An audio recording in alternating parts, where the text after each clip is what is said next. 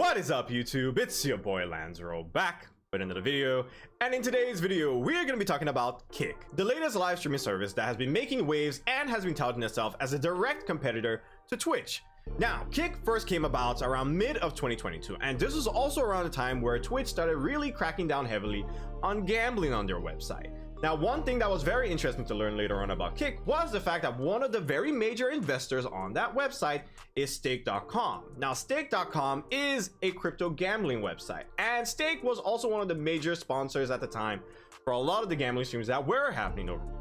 Now, not to say that Kick is a gambling website. At the end of the day, Kick is pushing itself forward as the place for gamers to come through and share their live streams. Now, one of the things that makes Kick very tantalizing is the fact that they have a 95-5 split for subscriptions to their streamers, which is absolutely insane considering that Twitch is a 50-50 split and YouTube is a 70-30 split. Now, of course, that is something that is absolutely tantalizing for people who have been streaming over on Twitch and have always had a big issue, myself included, with the fact that subscriptions are 50-50 split. I still don't think that's fair. Now, today's story comes in the fact that outside of the fact that when you look at Kick and you look at Twitch, they look incredibly similar. But apparently, we just recently learned that that's not the only thing that they seem to have in common. Dexerto had put out an article where they've been highlighting the fact that an ex-Twitch engineer named Cyrus Hall has been pointing out the fact that Kick is apparently utilizing Amazon's streaming services for their own platform, which of course now means that Kick is basically forking money over to Twitch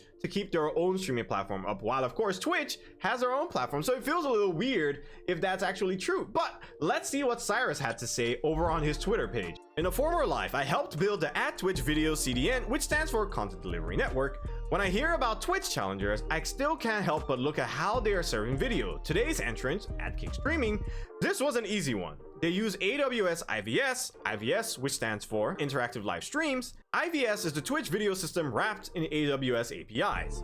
So in short, Kick is subsidizing Twitch by paying to use the Twitch video system via AWS. I mean, yes, I too think IVS is the best video system for this use case, but paying 8 to 10 times the cost is not a sustainable growth plan. Now, of course, why he would say it's not a sustainable growth plan is due to the fact that, again, Kick offers a 95-5 subscription split. That's a lot of money that's going to the streamer and not a lot of money going to Kick directly.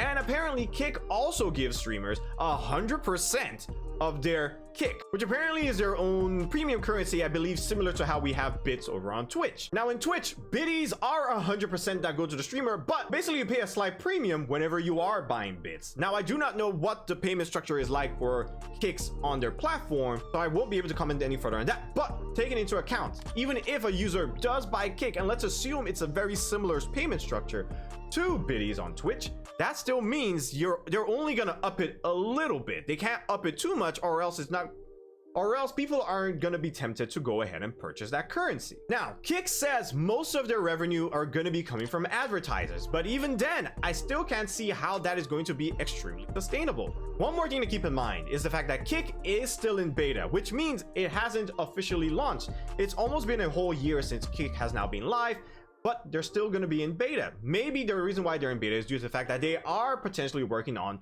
their own video delivery system, which is probably going to cost quite a bit in and of itself. Now, for all the people who are potentially moving their entire community over from Twitch over to Kick, it's also important for you to try and keep in mind that anything can happen in the future.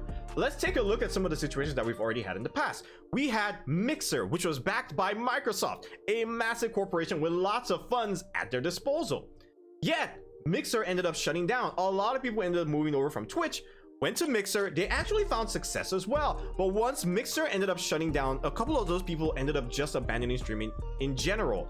Those who even tried to still continue ended up seeing less success than when they were still at Twitch before they even moved to Mixer.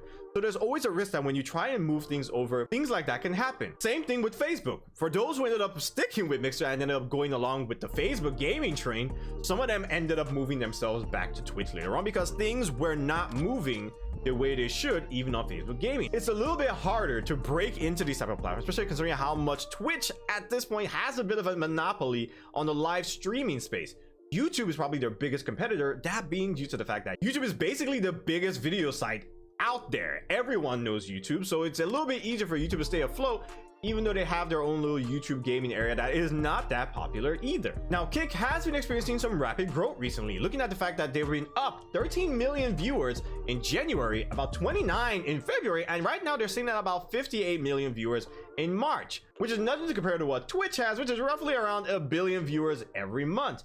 But it is very important to keep in mind, Kick is new. So for them to be seeing that level of growth month to month could paint good things for them. Now, I do hope that Kick succeeds. I don't think it's a good idea for Twitch to have such a massive stranglehold on the streaming space. However, proceed with caution. One thing that I always encourage other streamers and content creators to do is diversify. It is possible to do multi-streams, and it's actually not that bad these days. So if you're going to be streaming on Kick, depending on what Kick's affiliate agreements may be, you might still be able to go ahead and cast your live stream on other platforms, namely like YouTube, Twitch, as long as you're not an affiliate anyways, Facebook Gaming, anywhere else you can get your name out there so you can continue to build your brand while not being confined to just one space that could potentially up and disappear just like that.